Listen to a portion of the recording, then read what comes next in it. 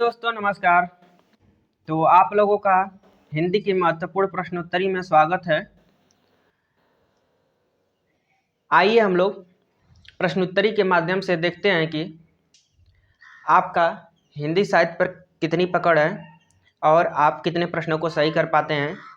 बाकी कोशिश यही रहेगी कि आपको प्रश्नों के बारे में कुछ विस्तृत जानकारी दी जाए। तो पहला प्रश्न है कि दोहा कोश के रचयिता कौन है, और आपके सामने ऑप्शन दिया गया है गोरखनाथ, कड़प्पा, सरहप्पा, लुइपा। आप लोग सही उत्तर का चयन करें। तो जैसा कि ये बहुत ही छोटा सा प्रश्न है, दोहा कोश आपके सरहप्पा जी लिखे हैं, और ये वही सरहप्पा हैं जिन्हें हिंदी का प्रथम कवि भी माना जाता है। आइए हम अगला प्रश्न देखते हैं। नागरी लिपि का विकास किस लिपि से हुआ है? आपके सामने ऑप्शन है शारदा, खरुष्ठी, हड़प्पा, मोहनजोदड़ो, ब्राह्मी। सही उत्तर का आप लोग चयन करेंगे। तो जैसा कि नागरी लिपि का जो विकास है वो ब्राह्मी लिपि से हुआ है। इसके विकास प्रक्रिया बहुत लंबी है। आइए हम अगला प्रश्न देखते हैं। प्रश्न नंबर 3, चारहु फल मानत चारहु चड़क को, यह उक्ति किसकी है? मलुकदास, सुंदरदास, नंददास, तुलसीदास। आप लोग सही उत्तर का चयन करेंगे। तो जैसा कि यह पंक्ति आपके तुलसीदास की। आइए हम अगला प्रश्न देखते हैं। पुष्टि मार्ग का प्रवर्तन किसने किया? महाप्रभु चैतन्य, मध्वाचार्य, हित हरिवंश, वल्लभाचार्य। सही उत्तर का आप लोग चयन करें। तो चौथा नंबर का आपका सही उत्तर हो जाएगा वल्लभाचार्य। वल्लभाचार्य ने ही पुष्टि मार्ग का प्रवर्तन किया, और इसमें कृष्ण की मतलब उपासना का एक आराधन रूप है ये पुष्टि मार्ग। आइए हम अगला प्रश्न देखते हैं। प्रश्न नंबर 5, जहांगीर जस चंद्रिका के रचयिता कौन है? मतीराम, केशवदास, चंद्रबरदाई, सेनापति। 5 नंबर का आप लोग सही उत्तर देने का प्रयास करेंगे। तो जहांगीर जस चंद्रिका केशवदास ने लिखा है, और इसको इन्होंने 1612 ईस्वी में लिखा था। तो ये चीज़ भी आप लोग ध्यान दीजिए। और ये किस प्रकार का ग्रंथ है? तो ये प्रबंध काव्य है, प्रबंध काव्य। तो ये चीज़ भी आप लोग ध्यान दीजिएगा कि ये प्रबंध काव्य है और 1612 ईस्वी में लिखे थे। अगला प्रश्न, हिंदी का पहला उपन्यास है सेवा सदन, परीक्षा गुरु, रानी केतकी की कहानी, भाग्यवती। आप लोग सही उत्तर का चयन करें।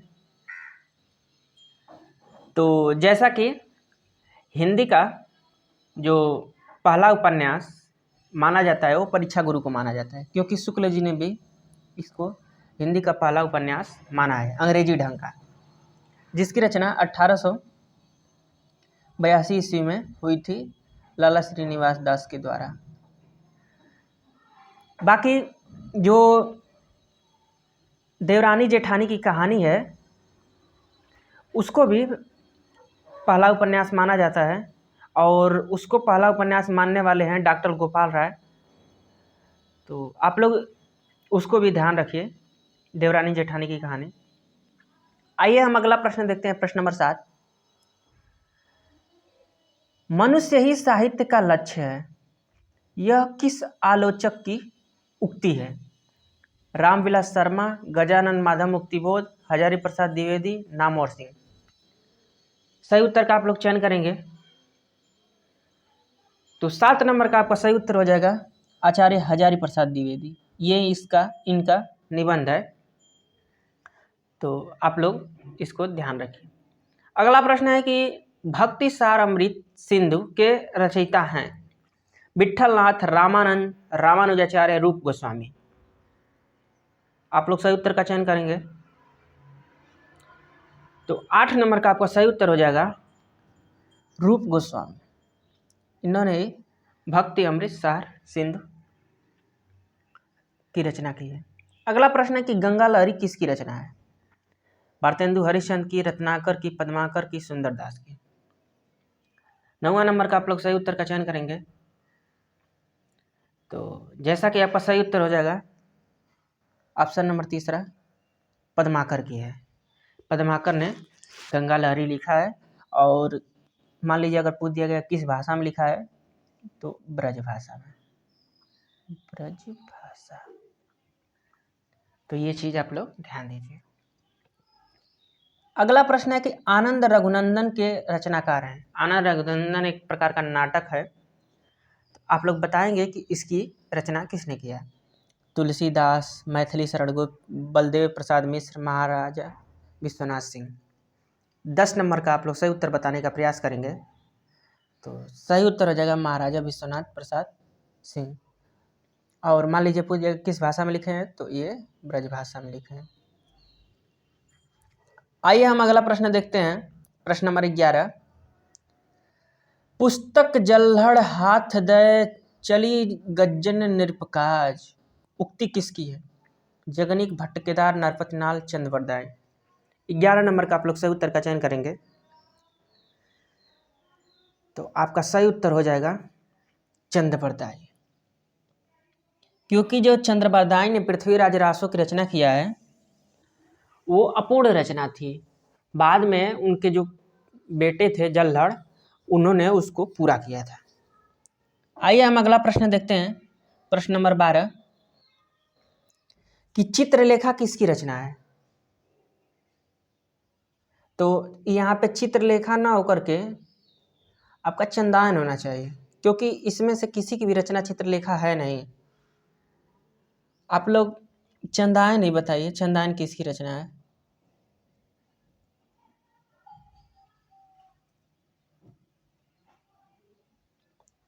मुल्ला दाऊद, उस्मान, मलिक मोहम्मद जायसी, मंझन।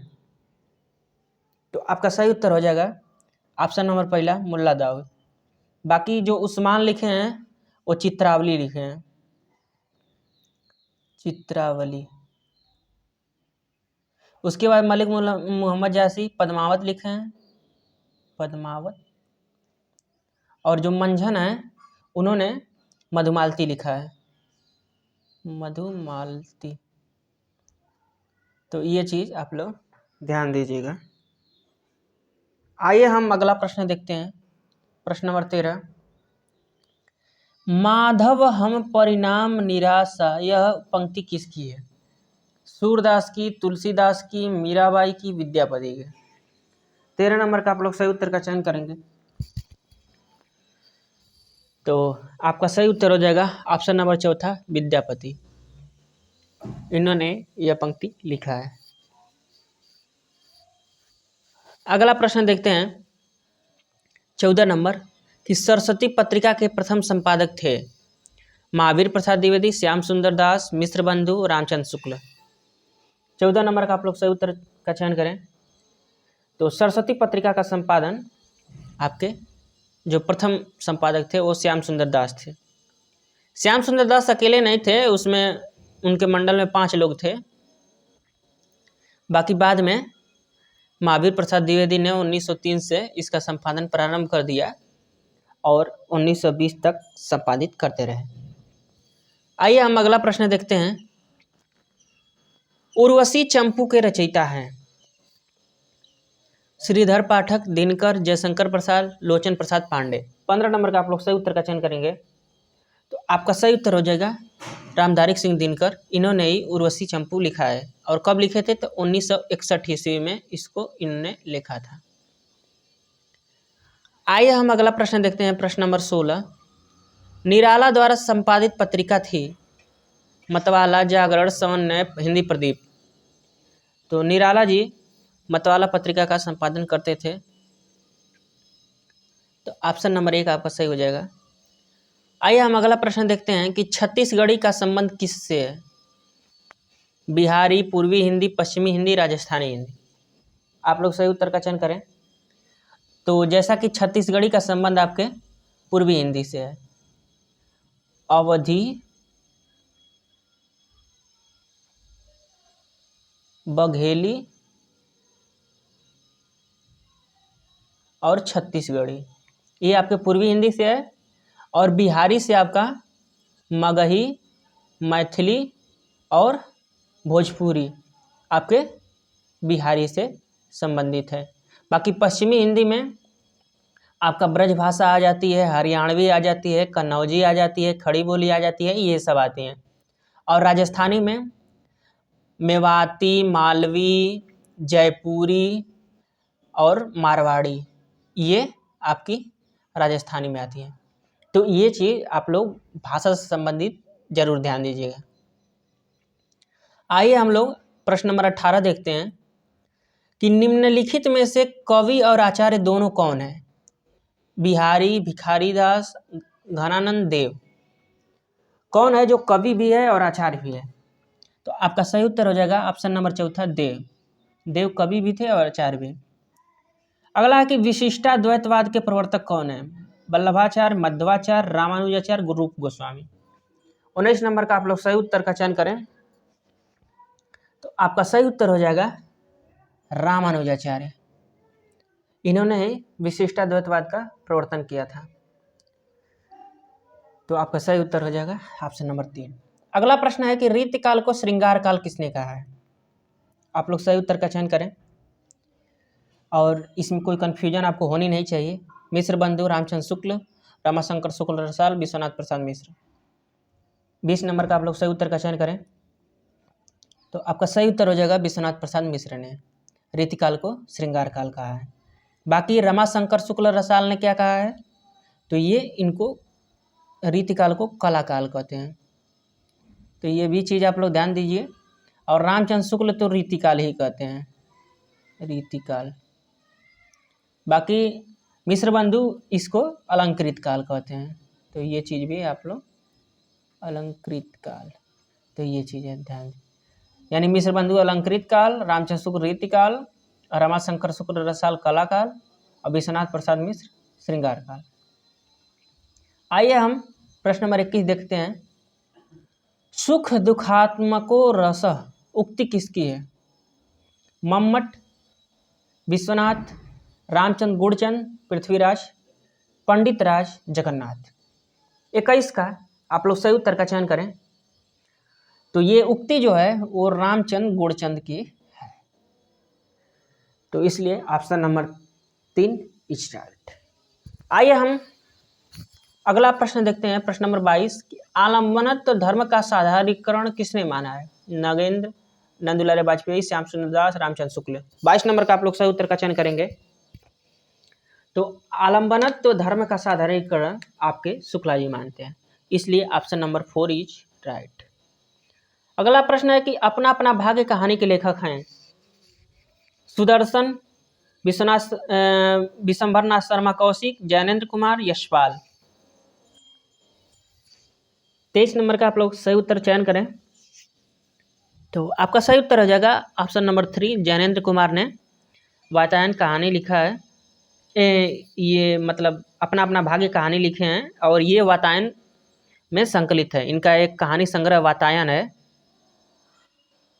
उसी में ये कहानी संकलित है। और ये कब लिखे थे अपना अपना भाग्य? तो इसको लिखे थे इन्होंने 1931 ईस्वी में। आइए हम अगला प्रश्न देखते हैं।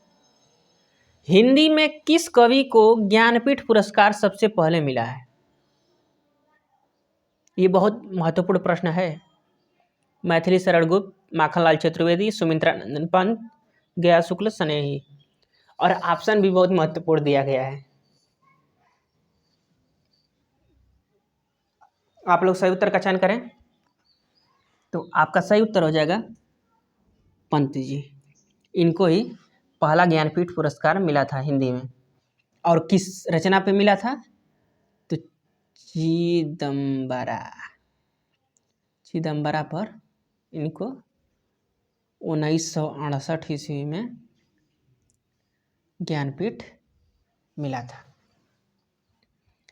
आइए हम अगला प्रश्न देखते हैं। प्रश्न नंबर 25 कि शब्द की रचना किसने की है? दादू दयाल, कबीर, दरिया साहब, रैदास। 25 नंबर का आप लोग सही उत्तर का चयन करें तो शब्द की रचना आपके कबीरदास ने किया है। तो इसलिए 25 का आपका दूसरा ऑप्शन सही हो जाएगा। आइए हम 26 नंबर प्रश्न देखते हैं। अरुणगात अतिप्रात पद्मिनी प्राणनाथ भय पंक्ति का रचनाकार कौन है? ठाकुर, तुलसीदास, देव, केशवदास। 26 नंबर का आप लोग सही उत्तर का चयन करेंगे तो आपका सही उत्तर हो जाएगा ऑप्शन नंबर 4 केशवदास। और ये जो पंक्ति है आपकी वो रामचंद्रिका की पंक्ति है, रामचंद्रिका। इसमें ही केशवदास ने इस पंक्ति को लिखा है। आइए हम अगला प्रश्न देखते हैं कि आदिकाल को सिद्ध सामंत काल किसने कहा है? रांगे राघव, रामविलास शर्मा, राहुल संकीर्तन, रामकुमार वर्मा। तो आदिकाल को सिद्ध सामंत काल आपके राहुल संकीर्तन जी ने कहा है। आइए 28 नंबर प्रश्न देखते हैं कि हिंदी में सौष्ठववादी आलोचक किसे कहा गया है? शांति प्रिय द्विवेदी, कृष्ण बिहारी मिश्र, नंदुलारे वाजपेयी, नलन विलोचन शर्मा। तो हिंदी में सौष्ठववादी आलोचक नंदुलारे वाजपेयी को माना जाता है। सौष्ठववादी या स्वच्छंदतावादी आप कह सकते हैं, स्वच्छंदतावादी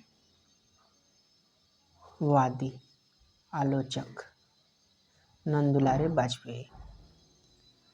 आइए हम अगला प्रश्न देखते हैं कि काव्य की रीति सीखी सुकवीन सुदेखी सुनी बहुलोक की बातें उक्ति किस कवि की है?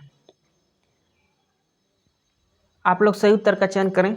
ये आपके नेट के पेपर में भी पूछा गया प्रश्न है तो ये महत्वपूर्ण हो जाता है। तो ये आपके सामने ऑप्शन दिए गए हैं, घनानंद, भिखारीदास, द्विजदेव, सेनापति। 29 नंबर का आप लोग सही उत्तर बताने का प्रयास करें तो आपका सही उत्तर हो जाएगा भिखारीदास। इन्होंने ही ये पंक्ति बोली है। आइए हम अगला प्रश्न देखते हैं। नाक का मोती अधर की कांति से बीज दाड़िम का समझकर भ्रांति से देखकर सहसा हुआ सुख मौन है, सोचता है अन्य सुख यह कौन है? में कौन सा अलंकार है? संदेह, अतिशयोक्ति, भ्रांतिमान, विरोधाभास। आप लोग बताइए। तो आपका सही उत्तर हो जाएगा ऑप्शन नंबर 3 भ्रांतिमान अलंकार है। कैसे भ्रांतिमान है? तो नाक में तोते का और दंत पंक्ति में अनार के दाने में भ्रम उत्पन्न कर दिया गया है, ठीक है, तो इसलिए यहाँ पे भ्रांतिमान अलंकार हो गया। आइए हम अगला प्रश्न देखते हैं 31 नंबर। दक्षिण भारत हिंदी प्रचार सभा का केंद्रीय कार्यालय कहाँ है? एर्नाकुलम, धारवाड़, मद्रास, हैदराबाद। 31 नंबर का आप लोग सही उत्तर का चयन करें तो आपका सही उत्तर हो जाएगा ऑप्शन नंबर 3 मद्रास में। आइए हम अगला प्रश्न देखते हैं, प्रश्न नंबर 32। सांप्रदायिक सद्भाव किस रचना का केंद्रीय कथ्य है? अमृत और विष, बांधो न नाव इस ठाव, चंद हसीनों के खतूत, जुलूस। 32 नंबर का आप लोग सही उत्तर का चयन करेंगे तो सांप्रदायिक सद्भाव आपके जुलूस उपन्यास में देखने को मिलता है और इसकी रचना आपके रेणु जी ने किया है, फणीश्वर नाथ रेणु, मैला आंचल वाले। और कब लिखे थे? तो 1965 ईस्वी में लिखे थे। तो ये चीज़ भी आप लोग ध्यान दीजिएगा। आइए हम अगला प्रश्न देखते हैं। भीजे चुनरिया प्रेम रस भूदन किसकी पंक्ति है? मीरा, कबीर, ताज, रस खान। तो आपका सही उत्तर हो जाएगा कबीरदास। अगला प्रश्न है कि श्यामा स्वप्न उपन्यास के लेखक हैं। श्यामा स्वप्न उपन्यास किसने लिखा है? आप लोग बताइए। भारतेंदु हरिश्चंद्र, बाबू ब्रजनंदन सहाय, बालकृष्ण भट्ट, ठाकुर जगमोहन सिंह। तो आपका सही उत्तर हो जाएगा आपके ठाकुर जगमोहन सिंह ने 1888 ईस्वी में श्यामा स्वप्न नाम से एक उपन्यास लिखा था। आइए हम अगला प्रश्न देखते हैं। गुरु कहयो राम भजन नीको मोहि लगत राज डगरो सो, इस पंक्ति की बोली है राजस्थानी, ब्रज, अवधी, छत्तीसगढ़ी। ये किस बोली में लिखा गया है? तो आपका सही उत्तर आ जाएगा ब्रज में। क्यों ब्रज में हो? क्योंकि यह विनय पत्रिका की पंक्ति है और विनय पत्रिका आपकी ब्रज भाषा में ही लिखी गई है और इसकी रचना आपके तुलसी जी ने किया है। आइए हम अगला प्रश्न देखते हैं। प्रश्न नंबर 36। सरस्वती सम्मान प्राप्त करने वाले लेखक हैं रामविलास शर्मा, गिरिजा कुमार माथुर, हरिवंश राय बच्चन, शिव प्रसाद सिंह। 36 नंबर का आप लोग सही उत्तर का चयन करें कि सरस्वती सम्मान किसको मिला? तो आपके बच्चन जी को, हरिवंश राय बच्चन जी को सरस्वती सम्मान मिला है, इसलिए तीसरा ऑप्शन सही हो जाएगा। आइए हम अगला प्रश्न देखते हैं। हार की जीत कहानी के लेखक हैं वही बाबा भारती वाले, विशंबरनाथ शर्मा कौशिक, भगवती प्रसाद वाजपेयी, सुदर्शन पांडे, वेचन शर्मा उग्र। तो 37 नंबर का आपका सही उत्तर हो जाएगा ऑप्शन नंबर तीसरा, सुदर्शन जी हैं हार की जीत कहानी के लेखक। आइए अगला प्रश्न देखते हैं। नई कविता के प्रतिमान के लेखक हैं नामवर सिंह, विजय देव नारायण शाही, लक्ष्मीकांत वर्मा और रघुवंश। तो नई कविता के प्रतिमान किसने लिखा है आप लोग बताइए। ये प्रश्न इम्पोर्टेंट इसलिए हो जाता है कि कविता के नए प्रतिमान भी रचना की गई है, तो ये दोनों में आप लोग कंफ्यूज रहते हैं। तो आपका सही उत्तर हो जाएगा लक्ष्मीकांत वर्मा। सबसे पहले लक्ष्मीकांत वर्मा ने नई कविता के प्रतिमान करके 1957 ईस्वी में एक आलोचनापरक रचना की। उसके बाद आपके नामवर सिंह ने कविता के नए प्रतिमान, कविता के नए प्रतिमान नाम से इन्होंने रचना किया 1968 ईस्वी में, यानी कि लगभग 11 साल बाद। तो ये दोनों चीज़ें आपको ध्यान में रहनी चाहिए। आइए हम अगला प्रश्न देखते हैं। प्रश्न नंबर 39 कि यथार्थवाद को लघुता के प्रति साहित्यिक दृष्टिपात के रूप में किसने परिभाषित किया है? जयशंकर प्रसाद, रामविलास शर्मा, शिवदान सिंह चौहान, रामचंद्र शुक्ल। 39 नंबर का आप लोग सही उत्तर का चयन करेंगे तो आपका सही उत्तर हो जाएगा पहला, जयशंकर प्रसाद। अगला प्रश्न है कि रस की संख्या 8 किसने मानी है? मोहम्मद, विश्वनाथ, भरत, अभिनवगुप्त। तो 8 रस आपके भरत मुनि जी मानते हैं। आइए हम अगला प्रश्न देखते हैं कि कृष्ण गीतावली का रचयिता कौन है? सूर, तुलसी, नंद दास, मीराबाई। तो कृष्ण गीतावली आपके तुलसीदास की रचना है। और कृष्ण गीतावली किस भाषा में लिखी गई है? तो ब्रज भाषा में। और मैं इसलिए आप लोगों को किस भाषा में लिखी गई है, कौन सी रचना है, जोर दे रहे हैं क्योंकि ये प्रश्न पूछे जाते हैं और बच्चे कन्फ्यूजन में गलती कर देते हैं, तो ऐसी गलती आप लोग न करेंगे। आइए हम अगला प्रश्न देखते हैं। प्रश्न नंबर 42 कि संत साहित्य में सबसे अधिक पंडित कवि हैं? दादू, सुंदरदास, रज्जब, दरिया साहब। कौन सबसे ज़्यादा जानकार पंडित आदमी था, पढ़ा लिखा? 42 नंबर का आप लोग सही उत्तर का चयन करें तो आपका सही उत्तर हो जाएगा सुंदरदास, ऑप्शन नंबर दूसरा। आइए हम अगला प्रश्न देखते हैं। केशवदास को कठिन काव्य का प्रेत किसने कहा है? आपके सामने ऑप्शन है मिश्र बंधु, रमाशंकर शुक्ल रसाल, नंद दुलारे वाजपेयी, रामचंद्र शुक्ल। तो जैसा कि रामचंद्र शुक्ल जी ने केशव को कठिन काव्य का प्रेत नहीं कहा है, ये सिर्फ यही कहते हैं कि केशव की जो रचनाएं हैं बहुत ही दुरूह हैं, सहृदय व्यक्ति उसको पढ़ करके समझ नहीं सकता है, उसमें सहृदयता की जो है वो कमी है। बाकी कहीं कठिन काव्य का प्रेत कहते नहीं हैं। और ये एक ढर्रे पे प्रश्न बनता रहा है कि कठिन काव्य का प्रेत रामचंद्र शुक्ल जी कहते हैं। देखिए, कठिन काव्य का प्रेत आपके देव ने कहा है केशव को, और ये चीज़ आपको कहाँ पे मिलेगी, तो जो कविता कौमुदी है, कविता कौमुदी इसमें आपको रीतिकाल में जो देव बोले हैं वहाँ पे आपको मिल जाएगा। और कविता कौमुदी जो है 1928 ईस्वी में लिखी गई थी, यानी कि रामचंद्र शुक्ल के इतिहास लिखने के पहले ही लिखी गई थी। और इसकी रचना राम नरेश त्रिपाठी ने किया है, राम नरेश त्रिपाठी। उसी में देव ने इनको कठिन काव्य का प्रेत कहा है, केशव को। तो आप लोग चाहें तो देख सकते हैं। आइए हम अगला प्रश्न देखते हैं, प्रश्न नंबर 44।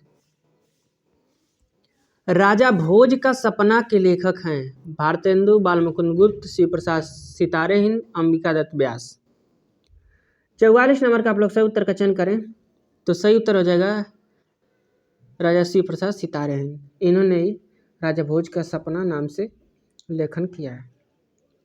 आइए हम अगला प्रश्न देखते हैं 45। कविता की मुक्ति को मनुष्यों की मुक्ति के समकक्ष रखने वाले कवि हैं। तो ये तो सब लोग जानते हैं कि निराला जी हैं।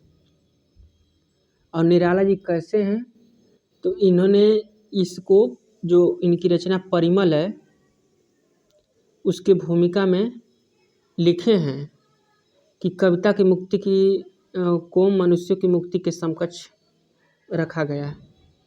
आइए हम अगला प्रश्न देखते हैं, प्रश्न नंबर 46। छायावाद किसकी दृष्टि में विलायती अभिव्यंजनावाद का नया संस्करण है? रामचंद्र शुक्ल, महावीर प्रसाद द्विवेदी, मुकुटधर पांडे, रामवृक्ष बेनीपुरी। तो विलायती संस्करण आपके शुक्ल जी ही मानते हैं।